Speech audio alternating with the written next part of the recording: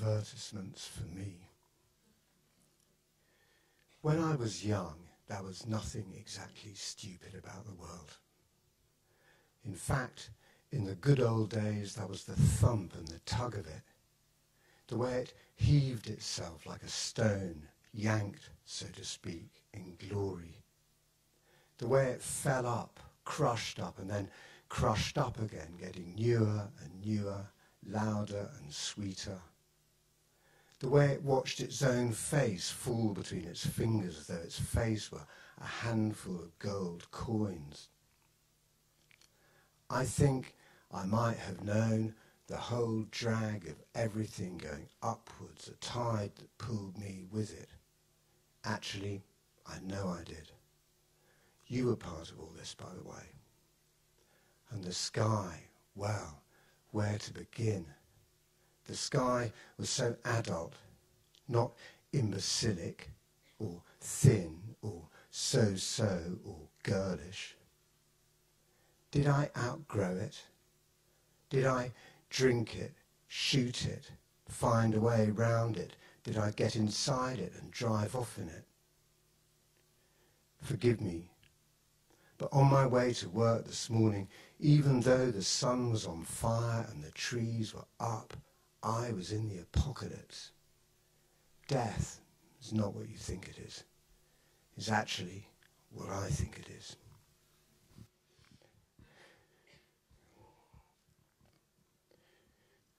The dead are helpless.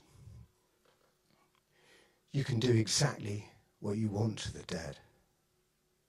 You can call them filthy names.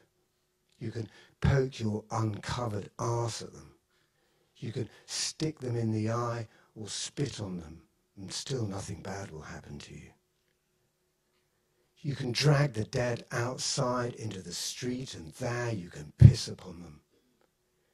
You could beat one even further into death with a brick, and no one can point the finger at you.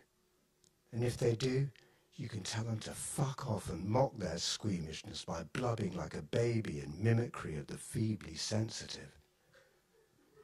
It occurs to me just now that you might also want to stand as stiff in a doorway, have it held in place by means of ropes, and then, with all your vehemence, slam the door against it.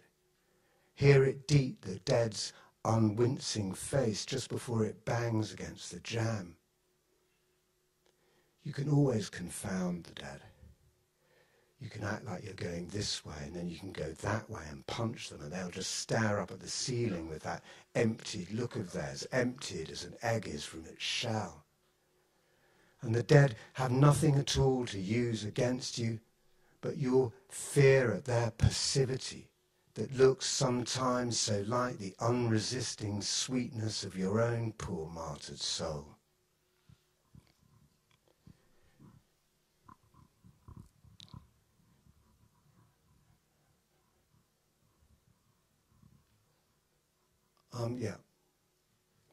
I think this is a sort of cautionary tale poem.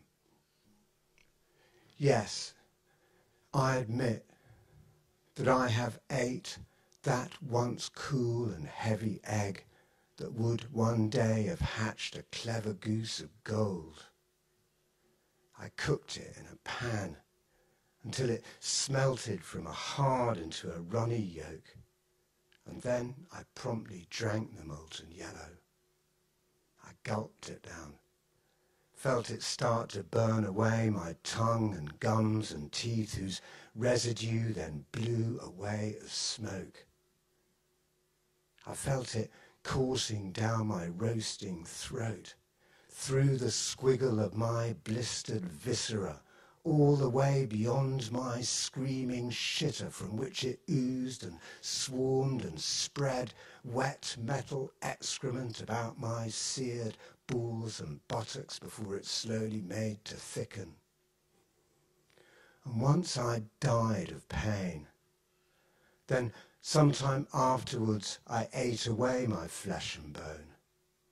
I sank my corpse in acid till no bit of it remained, but just this shiny, winding cast, this meandered, single, golden sprue that rises from its golden stand and displayed like this so well describes a fool.